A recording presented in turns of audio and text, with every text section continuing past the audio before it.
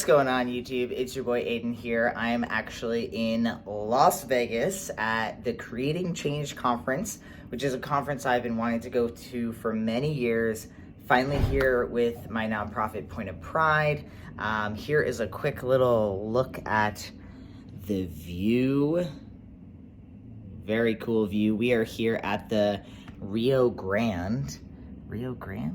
I think that's how you say it. The Rio Hotel.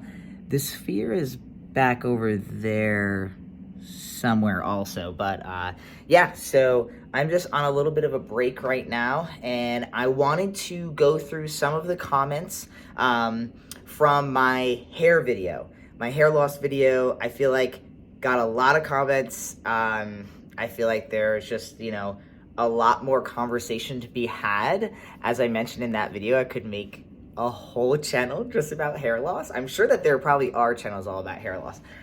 So I'm gonna grab my computer, set it up right here, and go through some comments with y'all.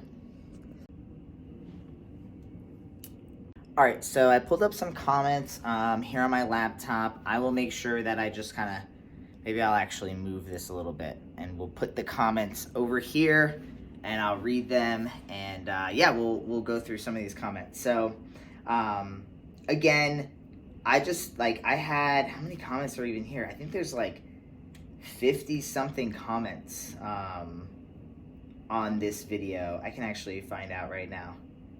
Let's see, 62 comments. And I did not reply back to many of them on purpose because I knew I wanted to make a video going over the comments once I saw all the comments coming in. So let's rock through some of these because I thought some of them were really, really interesting. All right, so this one says, on the topic of trans men going more bald, your brothers being different, what I've been told is that the genes come from the X chromosome. So for assigned male at birth guys, they look at their mom's side, which is different, which is where they got their X chromosome, okay, biology. But their mom wouldn't be the one to be balding, so you look at her father. Trans men have two X chromosomes, and some studies, I don't know what these studies are, I'd be really interested in learning more about them, say that male pattern baldness is a dominant gene, which means if either, not both, side of the family have baldness, that trans men will too. So it's a little controversial whether or not the gene is dominant, but if it is, then yes, trans men have double the chance of going bald. That was a lot of words. The concept here, or the idea here, because again, I haven't read these studies, so I can't really say for sure, but the idea here is that trans men have XX chromosomes. Cis men have XY chromosomes. If it comes from the X chromosome, they're saying that that chromosome is given to you by your mother. Okay, and that's because, your mother can give you your XX chromosome and your father can give you an X or a Y chromosome. So for trans men, there's two X's. It could come from the one X is from your mom, one X is from your dad. The male pattern baldness could come from the dad or the mom. And before I go any further, I also want to preface all of this with there are so many other types of chromosomes that you could have, right? I think there's something like over 50 different ways in which your chromosomes can align. You can have XY, XX, XYX, XY half of another Y. There's some really good, and actually NPR has a really good, it's called The Gonads. It's from Radiolab, which I learned a lot about years ago. So I want to say all of this as we talk about this, kind of holding two truths at once. So I thought that was super interesting, right? What the kind of the conversation is amazing in the comment section here. And I encourage you all to start talking more to each other, comment on other people's comments, because I think the discourse is amazing. Also, shout out to everyone who said that I can rock a bald head. It's probably happening soon. I just redid my haircut. I don't know, I've been talking a lot about my hair this weekend actually at Creating Change with a bunch of other trans guys. This person says, I've been on T for 6 years. I notice a lot of gray hair and a slight recession. I think it's just a maturing hairline. Yes, your hairline changes as you mature, whether you're gonna go bald or not. This person says, I've definitely seen similar trends. My hair was really thick. and still is 6 years in, though I think it's thinned a little. However, I've always had the same really strong widow's peak as my maternal uncle. So I've been watching out for that receding hairline that he has. At the very least, I'd like my beard to fill in more. I think about shaving my head. That only seems fair. I will say, if you have a strong beard, shaving your head in the style world that we're in now does look pretty cool, like shave head with a nice strong beard. So I feel like I could pull it off. Like, I'd probably grow it in a little bit longer, keep it nice and sharp if I end up and when I shave my head. This person says, I started finasteride after 2 years on tea as my hair was thinning and I could see my scalp through my hair. After a few months on finasteride pills, my hair thickened up again. I take it every day, no side effects. So I was talking to another person here. I'm not going to say names for privacy reasons, and they were talking about finasteride, but you can have like really bad side effects, like really bad depression, or you can have zero side effects. So I think that's one thing they don't talk a lot about when they talk about hair loss. I was on tea for 6 years, and in the last year, like, all of my hair fell out. But I do have a lot of diffuse thinning, and temples have receded like an inch. Yeah. Yep, that's this. Yep. Quite unfortunate. I noticed thinning at year 3, but it was so minimal I didn't think much of it. I decided to stop tea recently, and I'm planning on getting a hair transplant in 1.5 years just so it has time to stabilize. Hair loss is very much not fun. I share your sentiment. It is very much not fun. I had really thick curly hair pre-tea 7 years ago. So there's 7 years on tea. Now it's very thin on top and has receded a lot.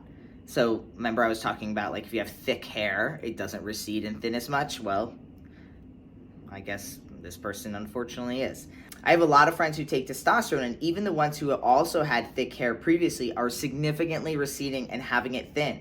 It honestly feels almost like it's inevitable. I feel that. It does feel inevitable. Not to scare anyone. I know it's not literally inevitable. I just know so many people. Then again, I'm in a bit more sensitive to my own hair loss, so maybe I pay more attention. Today, I bought some of the hair fibers that you sprinkle into your hair to make it appear fuller. Gonna try that out. I think I might get that.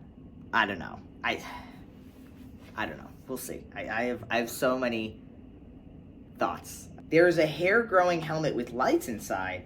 It's supposed to grow hair back for men and ladies losing their hair. I saw it on an ad. Yeah, I've seen that too. Or like the red light. I don't know if it works. I had thick hair and no one in my family has lost their hair, but I went bald. Screw genetics. I feel like I got screwed over. My mother's father has thick hair. I used to have thick hair, but after 3 years, it went. I went from really quick in the front when I shaved it off. I felt better about being shaved off than holding on to the buzzed hair, and just embraced it. I literally met someone on this trip also. I knew him, but finally met him in person, and he said that too. He just shaved his head and feels so much better now. So I feel like I'm gonna get there. I'm just not there yet. I got scalp micropigmentation. Generally, you have to shave your head with a zero guard, but at least you have the younger hairline. Took 10 years off my look for sure. So that's where you get, like, I think it's kind of like a tattoo. This person says, I'm not gonna lie, I'm worried about losing my hair. I'm currently 4 months on tea and I haven't seen anything yet. You're only 4 months, kid. Don't worry, you're good.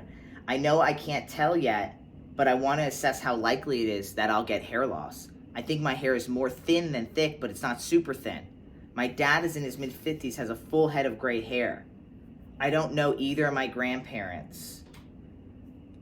This person, does my dad's hair make a difference? Because I know for cis guys, you look at men on your mom's side because hair loss is attached to the X chromosome, but I have 2 X chromosomes, so that means it could also come from my dad's side. Any thoughts would be appreciated. See, this is where the discourse could happen because someone literally said that. So definitely, like, let's start a little chat on here about this in the comments.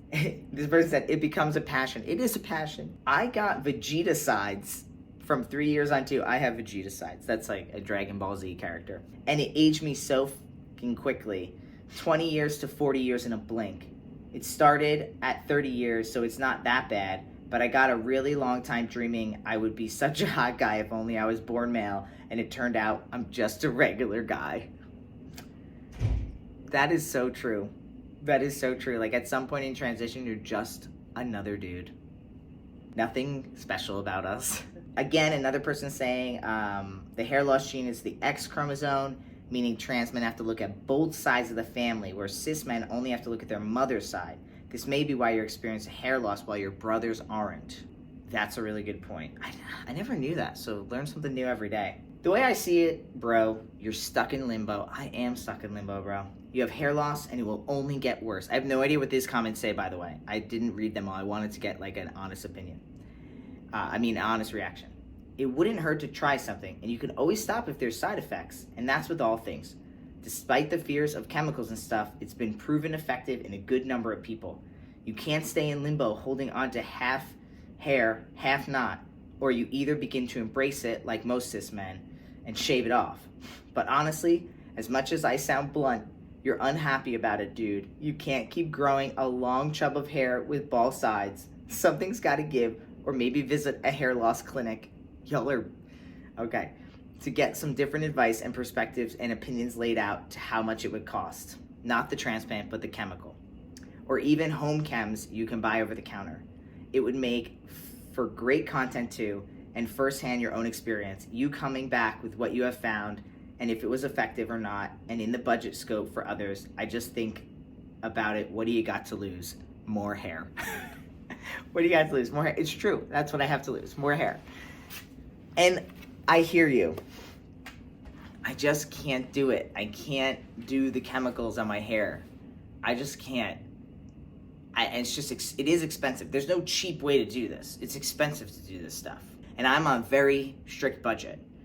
So I think instead of showcasing my journey of using hair products, chemicals, getting transplants, I'd rather share my journey of how I've been emotionally handling it, how I've been emotionally handling losing my hair. And that's what I've always liked to do on this channel. Even during transition, you can find people talking about side effects of tea. But what about the emotional stuff? That's what I want to talk about. So I've had a lot of trouble this week. This is what my hair looks like today. It's been hard to be in front of a lot of people in person. I feel like on this camera, it looks better than when I take photos under shitty lighting. When I look in the mirror and I leave, I'm like, okay, looks pretty good. But then it doesn't.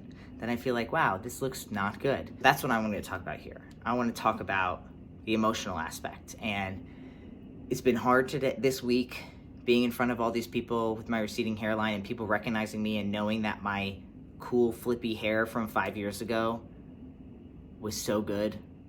And a lot of people used to compliment me on it. That's what I'm dealing with. I want to focus on that and go through the emotionalness, because I think there's a lot of people out there who can't afford to or just don't want to go through the process. And one day I'll shave my head, and that'll probably be the end of me going through it. Then I'll deal with the emotions of having a shaved head, and then hopefully I'll be done. That's Jeff coming to the door. Again, continue the conversation. I'll be right there. I'll catch you in the next video. Peace.